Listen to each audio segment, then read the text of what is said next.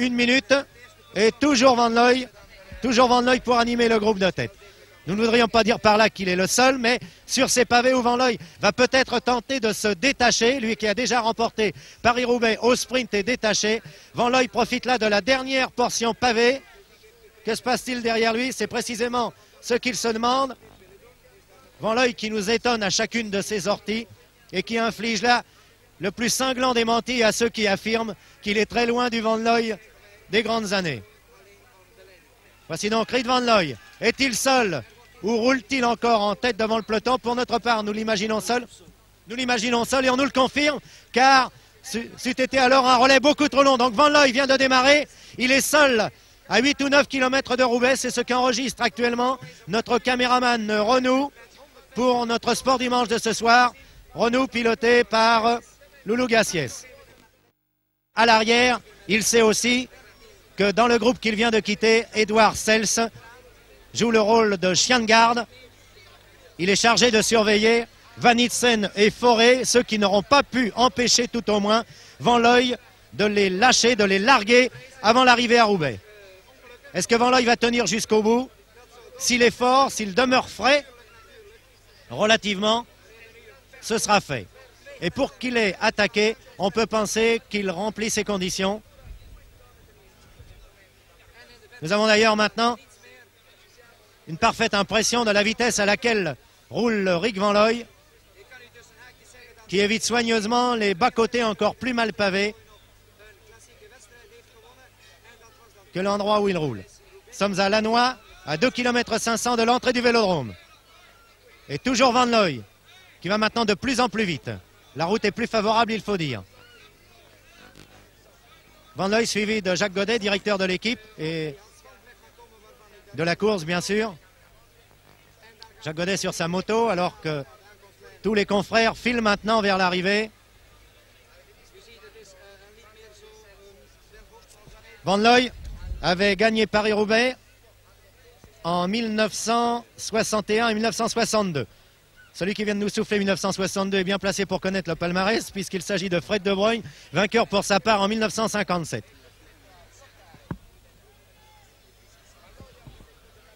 Et c'est justement depuis 1962 que Rik Van Looy recherche une victoire dans une grande classique. Lorsque nous disons grande classique, et bien souvent vous pouvez vous demander de quoi il s'agit, nous pensons plus précisément à 10 courses. 10 courses qui sont les classiques fondamentales du cyclisme, à savoir Paris-Roubaix, Paris-Tours en ce qui concerne la France, la Flèche Wallonne, le week-end ardennais et le Tour des Flandres en ce qui concerne la Belgique, Milan-San Remo et le Tour de Lombardie en ce qui concerne l'Italie, et puis Paris-Bruxelles et Bordeaux-Paris. Encore que Bordeaux-Paris soit une course à sélection, donc pas ouverte à tous. Et l'on ajoute aussi, pour porter à 11 le nombre de ces grandes classiques, le championnat du monde. Or, jusqu'ici, Rik Van Looy est le seul qui puisse se targuer d'avoir remporté toutes les grandes classiques internationales et parfois même d'avoir bissé ou triplé son exploit. C'est le cas en tout cas pour Paris-Roubaix, pour Milan-San Remo et aussi pour Paris-Bruxelles. Les Français, pour leur part, recherchent une victoire dans Paris-Roubaix depuis 1956 où Louis Ambobet avait succédé à Jean Forestier. Et pour remonter plus avant dans le passé, on trouve André Mahé, vainqueur en 1946, et Paul Maille, vainqueur en 1945. Ce sont là d'ailleurs les 4 vainqueurs français depuis la Libération. Van Steenbergen, qui participe à la réunion d'attente à Roubaix, s'apprête donc à saluer la victoire de celui qu'on lui avait opposé très longtemps, de ses plus grands exploits, puisque c'est à moins de 10 km qu'il est parti. Et le voici maintenant avec 1 minute 30 secondes d'avance, toujours tout en puissance.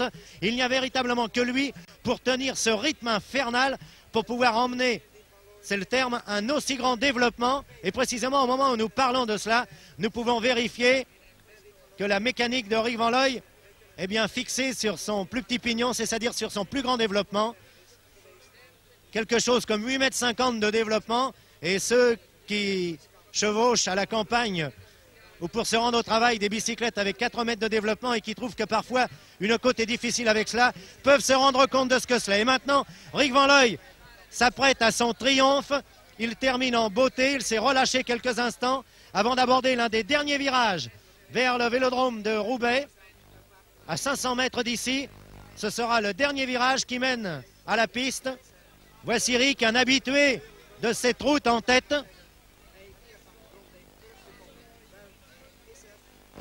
Rick Van Looy qui s'offre là une revanche étonnante, qui termine en roue libre. Il ne risque rien, il n'entend surtout ne rien risquer.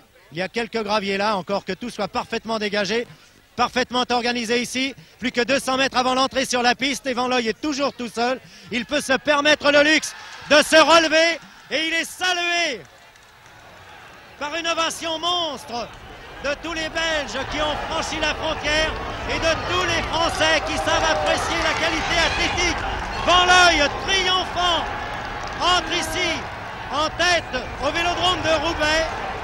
Voilà pour nous, et je ne vous le cache pas, une très très grande satisfaction, car nous défendions Rick Van Looy depuis plusieurs années auprès de certains qui affirmaient qu'il était diminué, que c'était un champion du bluff. Eh bien voici Rick Van Looy qui n'a plus que 500 mètres à couvrir et qui va remporter, et nous le pensons bien franchement, la plus grande victoire de sa carrière. Grande victoire dans tous les sens du terme. Victoire athlétique, victoire sur tous ceux qui ne croyaient plus en lui, pour ne pas en dire plus. Victoire en tout cas sur la majorité des grands champions des courses classiques. Et Van Looy termine en roue libre maintenant. Certes, il doit être très fatigué, il n'est pas épuisé, mais il vient de couvrir 10 km seul. Et pour lui, qui est un routier sprinter, se permettre, il pleure, Rick Van Looy pleure en franchissant la ligne. Lui qui est un routier sprinter qui pourrait se contenter de gagner au sprint, a préféré gagner seul. Voici maintenant pour la deuxième place qu'apparaît un groupe. C'est Sels qui va terminer seul, qui est dans ce peloton, nous ne l'avons pas aperçu. Edouard Sels, équipier de Rick Van Looy, qui complète ainsi le triomphe de l'équipe. Edouard Sels va terminer en deuxième position, alors que dans le sprint, nous apercevons Hermans devant Van Itsen, Van Schiel, Huisman, Simpson et Adorni pour la troisième place. C'est Hermans qui est en tête. Van Itsen en deuxième position. Van Schiel qui lance le sprint dans la ligne opposée, mais Van Itsen est incontestablement le meilleur ici dans ce sprint pour la troisième place. Donc, premier, Van Looy.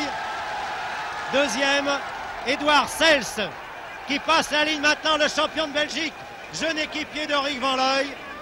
Troisième, Van Itsen probablement. Oui, Van Itsen, c'est un sprint qui ne va pas très vite. C'est vous prouver que la course est difficile. Troisième, Van Itsen. Quatrième, Van Schiel. Cinquième, Huismans.